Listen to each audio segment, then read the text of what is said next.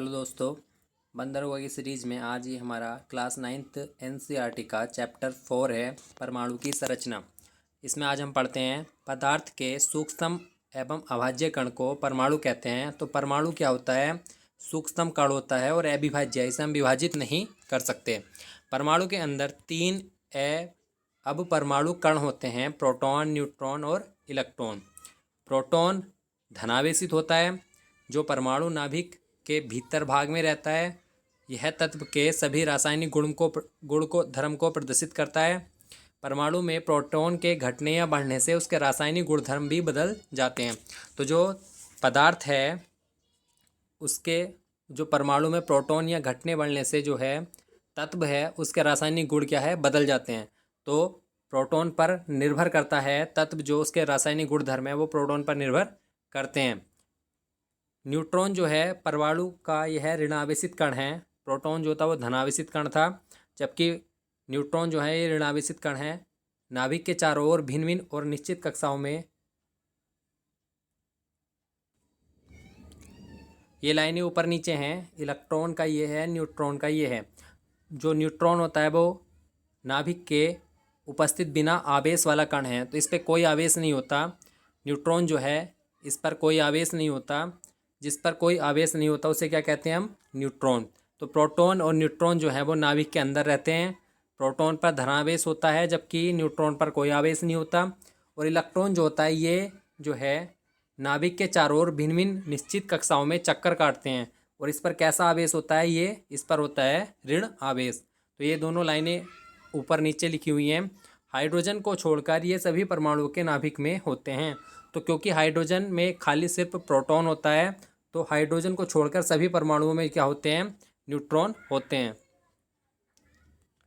अगला पॉइंट है हमारा, न्यूट्रॉन को सामान्यतः n से प्रदर्शित किया जाता है। परमाणु का द्रव्यमान नाभिक में उपस्थित प्रोटॉन और न्यूट्रॉन के द्रव्यमान के योग के द्वारा प्रकट किया जाता है। जबकि परमाणु का जो क्रमांक है, परमाणु क्रमांक जो है वो प्रोटॉन की संख्या या इलेक्ट्रॉन की संख्या के बराबर होता है, क्योंकि प्रोटॉन और इलेक्ट्रॉन की संख्या समान होती है। जबकि जो परमाणु भार होता है वो प्रोटॉन और न्यूट्रॉन के द्रव्यमान के योग के बराबर होता है। उदासीन परमाणु क्या होता है?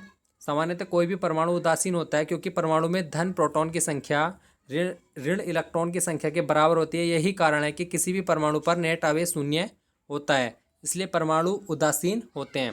क्योंकि प्रोटॉन और इलेक्ट्रॉन जो होते हैं वो बराबर होते हैं और एक दूसरे को जो आवेश है उसको निरस्त कर देते हैं। कैनाल किरणें क्या है? कैनाल किरणें जो है वो विसर्जन नलिका के एनोड से निकलने वाले धन आवेशित कणों की धारा है। जब बहुत कम ही दाब पर गैस में विद्युत धारा प्रवाहित की जाती है तो उन्हें क्या कहा जाता है? उन्हें कहा जाता है कैनोल किरणें। नाभिक की खोज जो है वो रदरफोर्ड ने की थी। परमाणु का धनावेशित कण क्या होता है? तो धनावेशित कण नाभिक होता है परमाणु का।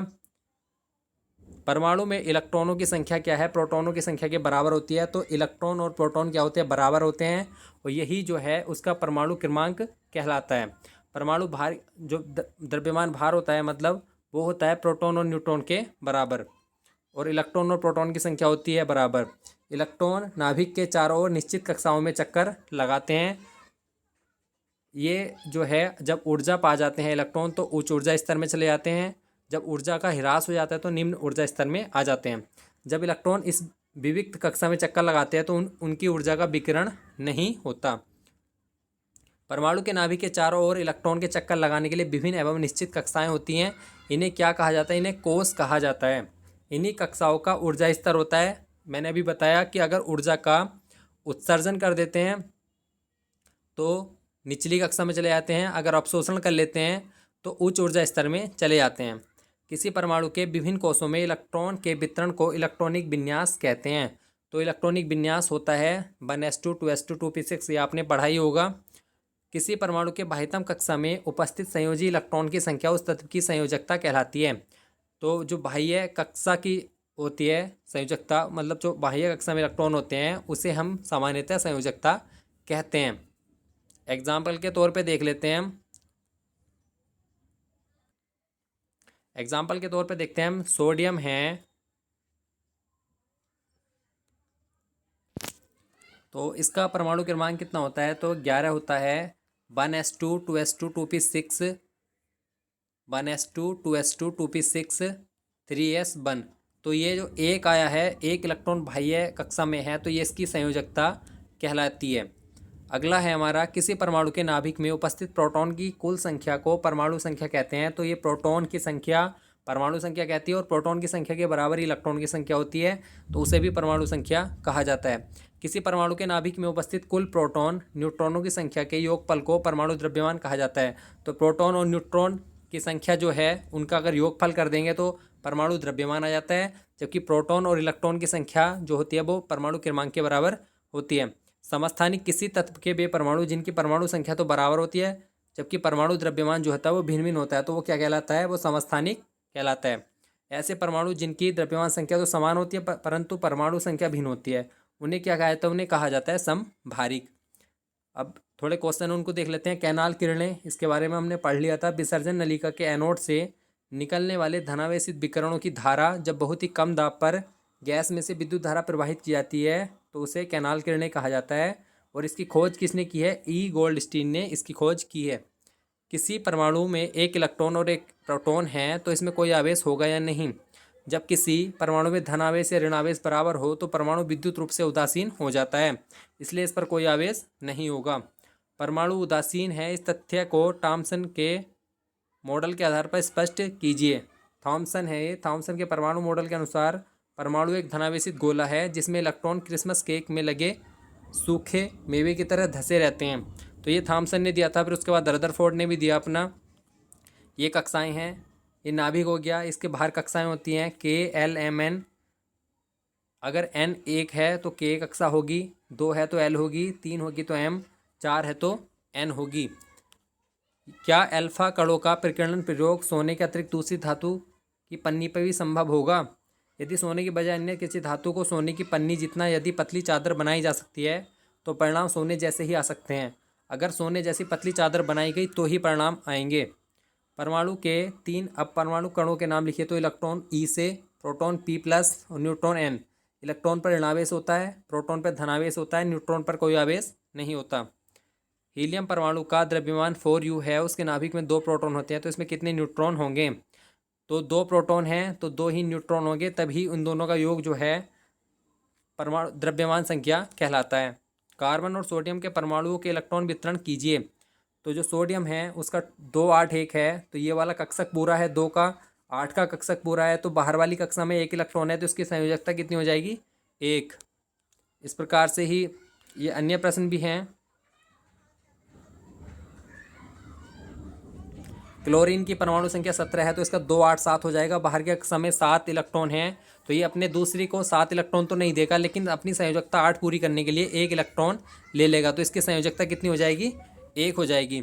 सल्फर का परमाणु क्रमांक 16 है, तो इसका 2, 8, 6 हो जाएगा, तो अपने 6 इलेक्ट्रॉन तो कोई नहीं देगा, 2 इलेक्ट्रॉन ये लेने की कोशिश करेगा, तो इसकी संयोजकता हो जाएगी 2।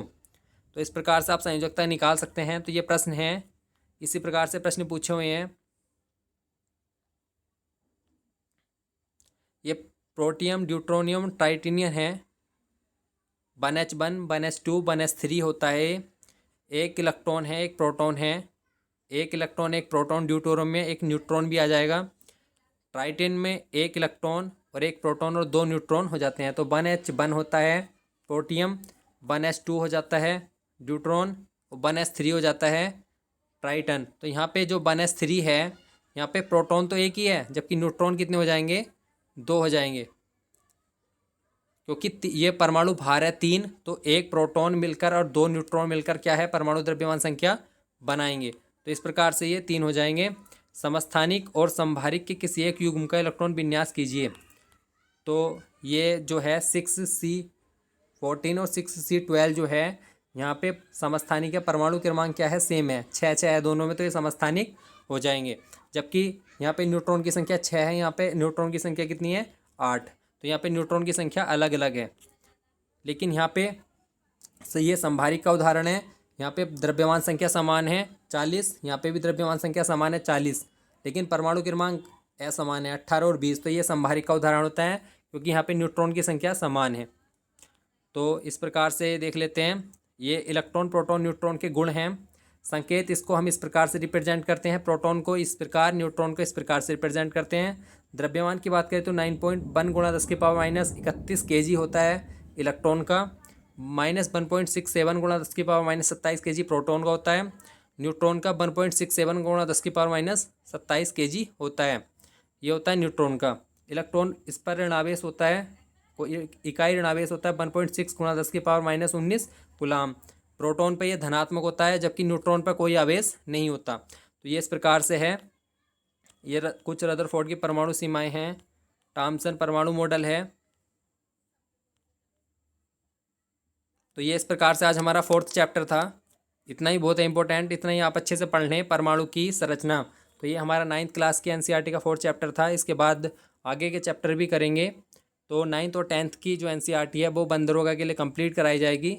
तो वीडियो को लास्ट तक देखने के लिए धन्यवाद, और जिसने चैनल को सब्सक्राइब नहीं किया वो ज़रूर करें। धन्यवाद।